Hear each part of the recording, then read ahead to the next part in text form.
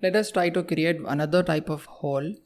So I'll just go to hole, and here we have seen linear, we have seen radial, we have seen coaxial, and we have also seen diametrical form of hole. There is another type of feature in the types of placement of the hole, that is the point hole. So for that, first I have to create a point in the geometry. I'll go to the datum category and select the point.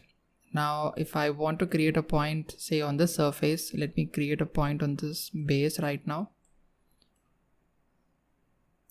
I have clicked the surface. I'm getting two references handles or drag handles.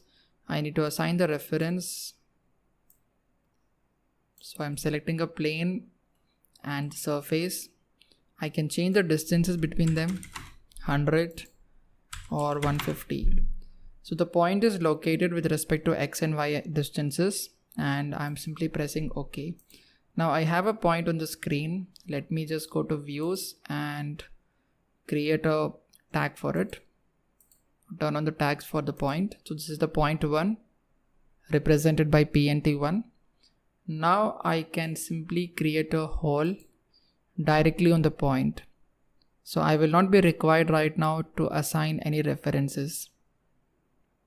Simply select the point and you can see that the hole is directly created.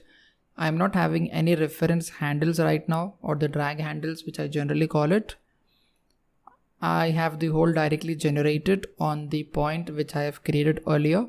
The only thing which I can alter right now is the diameter and the depth of the hole. So this is the point hole. You can see it is selected as on point.